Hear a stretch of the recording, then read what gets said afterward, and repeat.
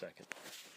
Okay, so same story continued with Dave Bundy. We're going to finish up. So we were at Las Vegas. They were transporting you over to the federal building. Just curious, how did those two agents treat you?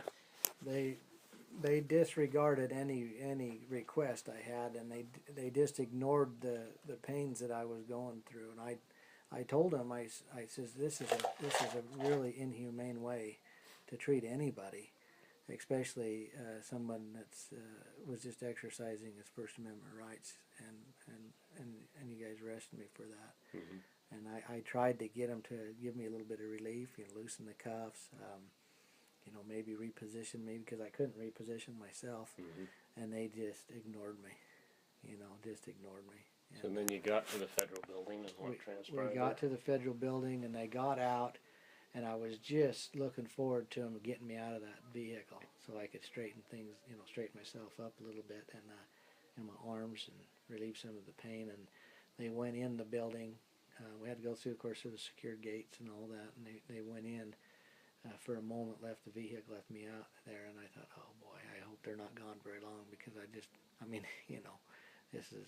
was pretty intense pain, but they returned and got me out and took me in the building, and we went into a processing area where they had me crawl up on a bench, and so they can put chains on my ankles and start processing me there.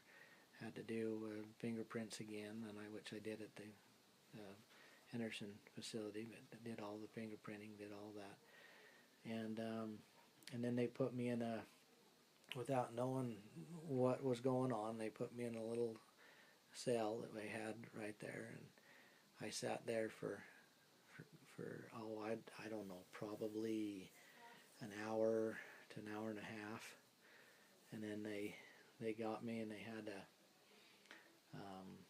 what they call him, an examiner of some sort, an investigator that I was supposed to go talk to. So they took me into another room that was like a cell, but it had a mesh, a really tight wire mesh wall.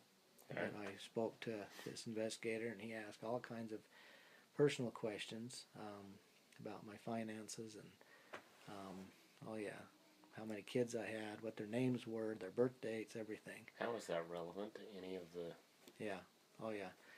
He asked about my relationship with my wife, and if I'd ever been abusive, and oh yeah. Yeah. And then what else? And they just all kinds of stuff. I'm just curious, how did you handle all that? My debts. What was your responses to that? Obviously... I told them that there are some things that are not their business, but I did give them some information, and then they wanted my wife's phone number, which I'm not sure they may have had it at that point because she had been calling, but they ended up calling her and cross-checking everything that I had said. And the main thing that they were trying to get out of her is if I had ever been abusive or ever showed any violence at all. And they just kept repeating that. And her response was, the guy only had an iPad. What are you guys talking about, And, of course, they impounded my car. They went through everything in my car, documented everything I had in my car. They were hoping to find a weapon, which I did not have one, which I would have had the right to have one, but I did not have one in my car. And but they took my iPad and still have it. And still have it. And I had an aviation Navcom radio, handheld radio, and they got in my aviation bag and took my logbooks and my medical and all the stuff that I have in there for my aviation stuff. And they took my phone. And then I did have four total 22 mag bullets in my car. Just the shells. Just the shells. Yeah.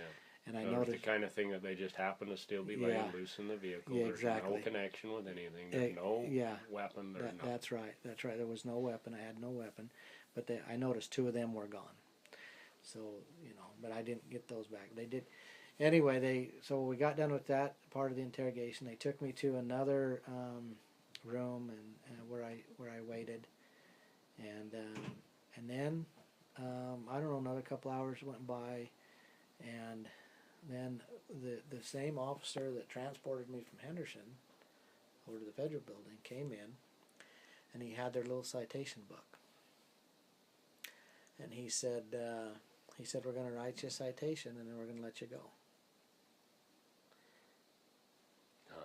Yeah, and I'm really just quite confused because the way they were treating me and processing me, and I mean they'd had me in chains, and I mean I thought that you were headed off to Alcatraz. Exactly. No, exactly. That's really what I thought. I thought, boy, and I was of course missing my family and all that. All those emotions were going through there. But the fact of the matter is, I just really thought that, hey, it looks like I'm going to be here for a while. Mm-hmm. And then he comes in and writes me 2 tickets, one for resisting arrest and for failure to disperse.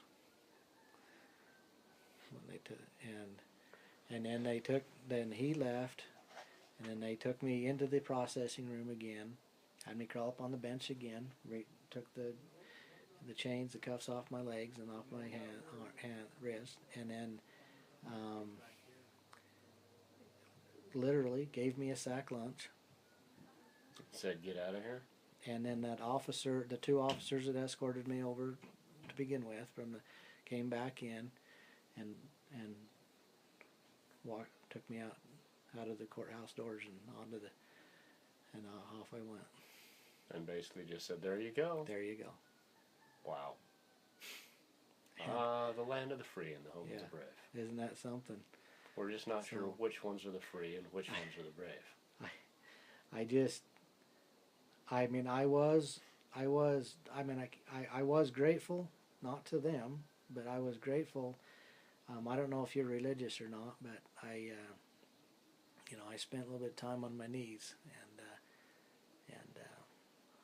so when I got outside that door, I'm not sure, Dave, just to be fair and honest, how religious I am, but I am very spiritual. Okay, that's. So, and there, some people just consider that the same thing. Oh, I do. So. Yeah, and that's. But when I got out, I was grateful to be in the sunshine. There's a cool breeze, and I appreciated more than ever my freedom. Just freedom. And so I walked up a couple blocks up to the 7-Eleven. There was I had asked a few people on the way if I could use their cell phones, but I hadn't taken a shower for about 3 days. You looked pretty rough. I still looked pretty rough then. I was swollen still, and my hands obviously and all that was still very swollen, and nobody would let me use their cell phone. Yeah.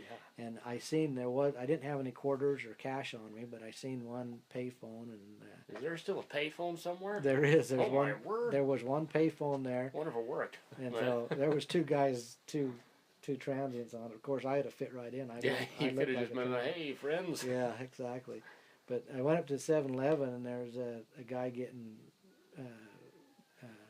some gas there, and I said, hey, I did have a credit card with me. I said, hey, I'll buy you some gas if I can use your phone. He kind of looked at me funny. Oh, all right. So I bought him some gas and used his phone to call home. And my dad had a meeting with the county sheriff earlier that day, and he was just leaving town.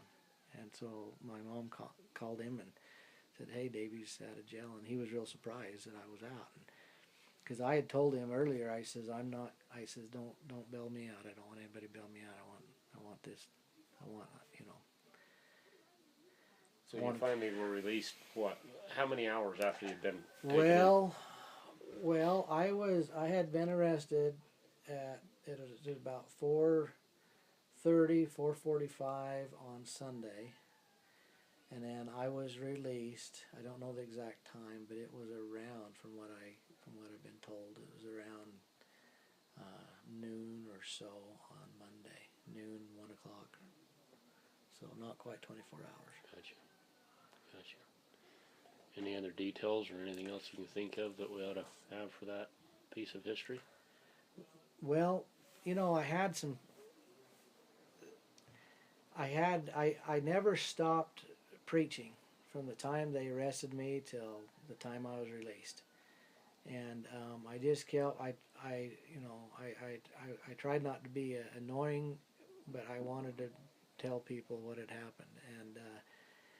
And I had to, I mean, the BLM officers, of course, whether they wanted to hear me or not, I know that I gave them some very good information, to chew on.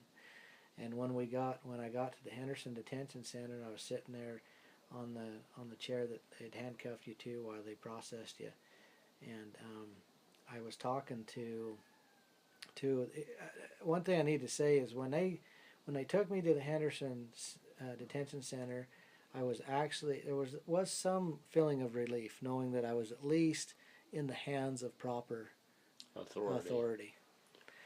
And when in contrary to that, when they picked me up and took me to the federal building, I felt a horrible feeling of demise and despair. But while I was there in Henderson, I was talking to the officers that were processing me, and they were treating me good. And I look over, and there's a highway patrol guy that was just kind of sitting there like this, looking at me, listening intently. And when he noticed that I noticed him listening, he came over and he says, "Well, I think I might be stationed out there during all this rally and stuff." He says, "So why don't you tell me what's going on? Tell me more." Okay. So I explained to him everything I could with the time that I had, and he says, "Well," he says, "man," he says, "I'm glad I had a chance to talk to you because it sounds like you're a really good guy." And he said, "I bet you everyone out there is that just like you." And I says, "They are." You don't by chance have his name, do you? Al. He said, "Just call me Al." It was Okay. A and a. But yesterday, as I was leaving, you know where all the highway patrol's been congregating, kind of up on that corner. At least yesterday they were. You know where the rally point is. Yeah. If you go up the hill and as you turn to the right there, they That yeah curve. yeah mm-hmm. Yeah, there's that white spot. Yeah. Yeah. Yesterday, there was 4 HPs there, highway patrols there, and I was just leaving, me and my wife, and had my little kid with us. And I drove by there, and I thought I saw Al. Okay. So I swung around and I parked right in the middle of them. And they were all, I'm sure thinking, what? Yeah, like what kind of lunatic is this? Sure, what are we going to have to do about it? Exactly. Yeah. And Al saw me, and he goes, "Hey, Dave," and he comes running over to me, walking fast pace, and come around to my truck, and we visited for about 20 minutes. Good. And see, those are the kind of guys that warm my heart.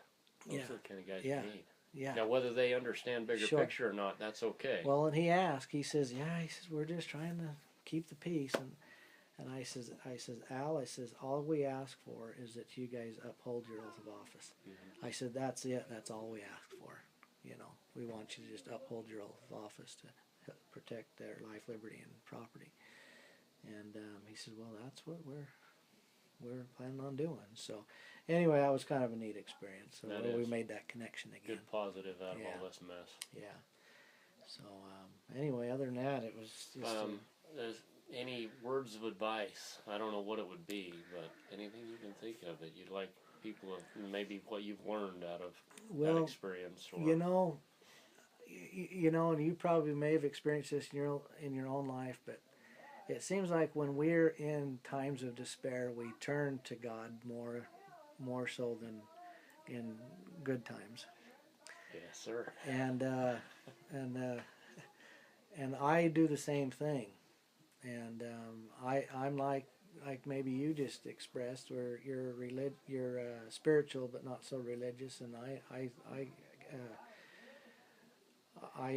I'm the same way. And but I'll tell you, I did spend some time on my knees and pleading to God to help me get through that situation, and to give me peace and comfort and inspiration as to what I need to do and what I need to say. And of course, I also blessed my family and asked the same for them. And I believe that I did get that, and I believe that my family did, and I know that it was because of the prayers of many. You know, at when I first went in there, I did feel alone.